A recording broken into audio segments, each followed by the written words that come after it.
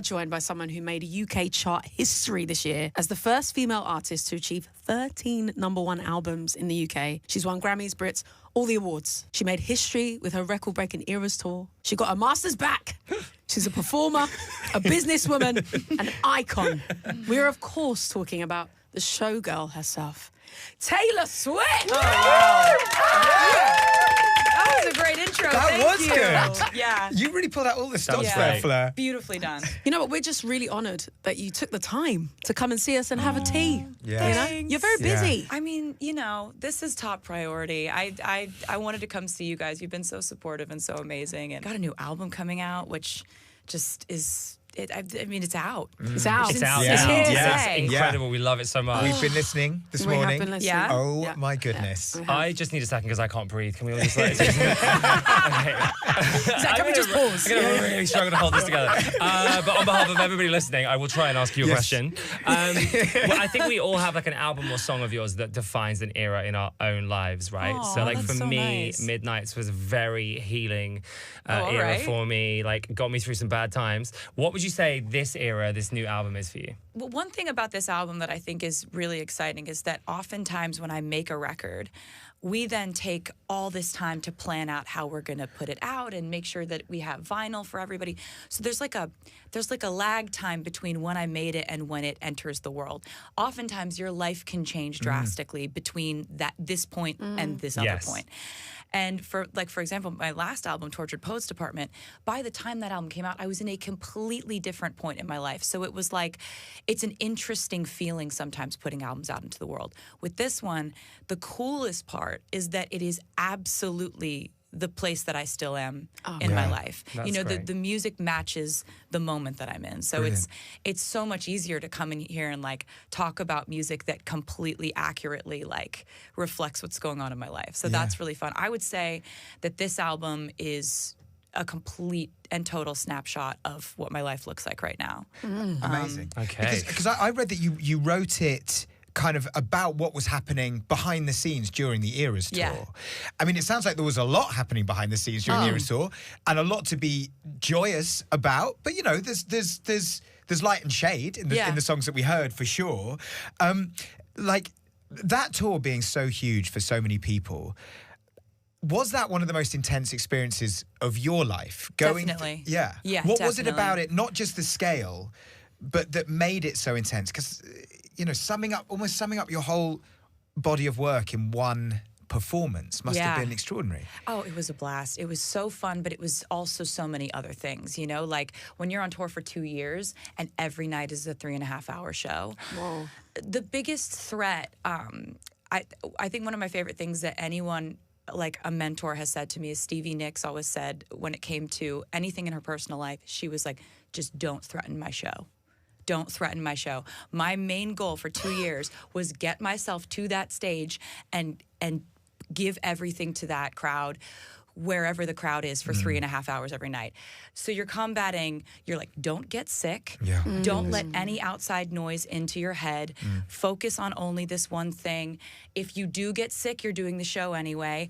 If you're sore, you're injured, you're hurt, you're pretending that you're not and doing the show anyway. And so that was a really, really astonishing challenge. And I'm really proud of how we all handled it, not just me, but also my band and my crew and my amazing fellow performers on the stage. Like, every one of those people has to be at the top of their game and operating with that same mentality. So did you stop yourself from doom scrolling?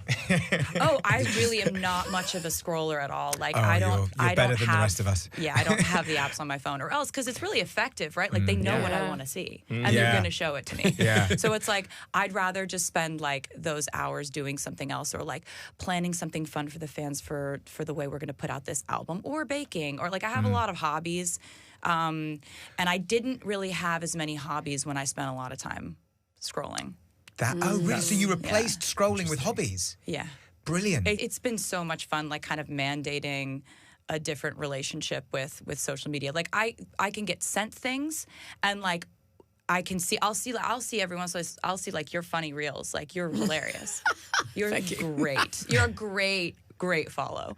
But yeah, like, I think that when there's so much of any type of opinion about me, it's like, don't put that in my brain. Like anything you put in your brain, it's gonna like internalize. I'm just like, I have a real priority on being like peaceful and happy. Yeah. And cancelling all out the time, noise. but but not over something. I'm not gonna like, have a messy, like dramatic feeling about something that doesn't actually matter and isn't really real. Because there's a lot of like, we live in a moment of like a lot of rage baiting, and a lot of like people like getting attention has now been monetized. So you have to just know like what world we live in and kind of choose what reality you want to be in. Yeah. Now, we have been loving the album. We've listened to many a tune. My personal favorite is Wishlist.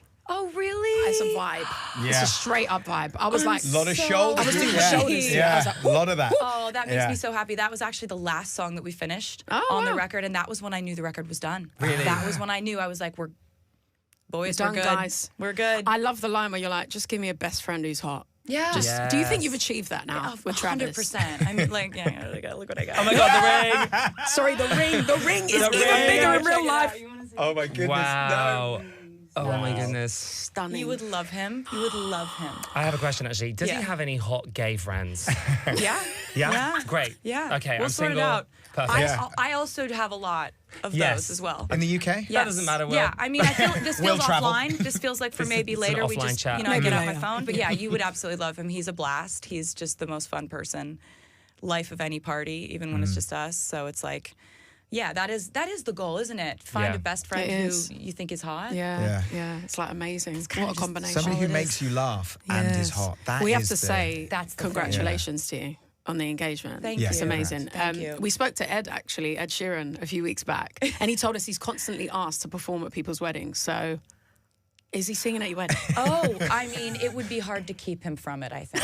Yeah, he has that energy. Because that's the thing is, he's like, I'm always being asked to sing at weddings. It's like, Ed, if there's a stage, you know that you'll be on it. Exactly. Like, he knows what people want, and he wants to give people what they want. That's the fun thing about our friendship is we both love performing and we love writing and we love singing. So it's like, we're like, oh, don't make me sing. Yeah. All right. Exactly. You know what I mean? Like, as you wheel in your own piano. as you're up there explaining to the house band, you're like, shake it off. It's 3 chords. We're starting here. We're going, but it's that's the thing is like we love what we do. We love to get up on stage. It's actually not that hard to talk either of us into performing at anything. I saw him last weekend actually at a wedding of one of our best friends, and we were just talking about how much we love when he came out on stage with me at Wembley during the Eras tour. Oh, yeah. And we were talking about how when we're in a room and we're like rehearsing or writing or working together, there's really like a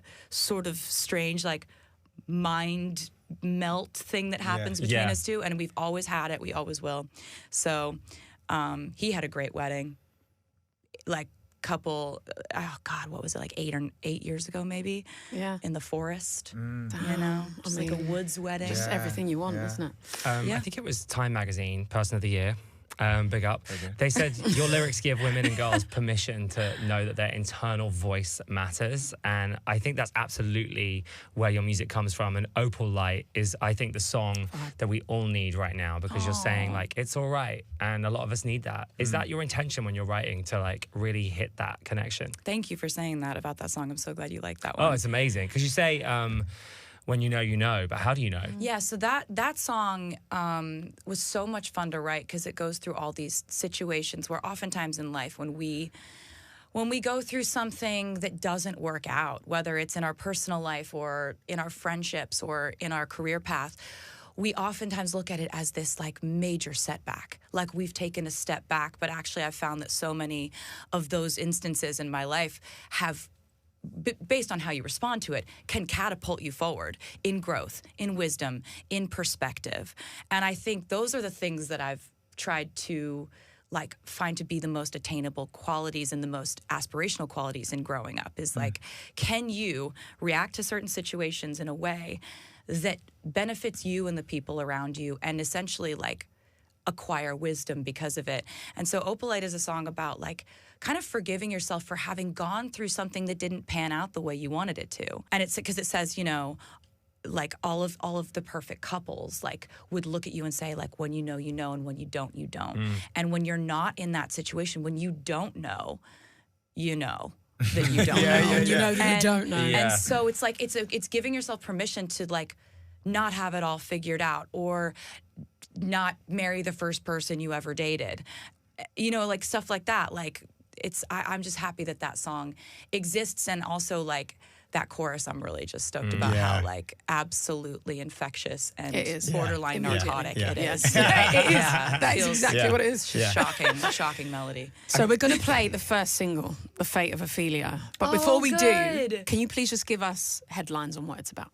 I just have this fixation on Shakespeare characters that I fall in love with, and I can't stand to see them meet a tragic demise. I can't. I don't want that to be what happened to them, because wait, are you talking about Ophelia's she died? What do you mean? How dare you? I was really excited to see what happened with her and Hamlet. They seemed great. And I kind of going back to like the song Love Story, which I wrote when I was a teenager, I was just like, I can't watch Romeo and Juliet not work out. What do you mean they both die? They don't in my version of things. So it's just like you just turn the movie off before the bad ending. But this is a little bit like that, where The Fate of Ophelia talks about how, you know, Ophelia was driven mad by love, and relatable. It talks about, the hook says like, you know, you dug me out of my grave and saved my heart from the fate of Ophelia. So it's a love song. And it's also just got one of like the catchiest post hook kind of sections that I'm pretty proud of. So,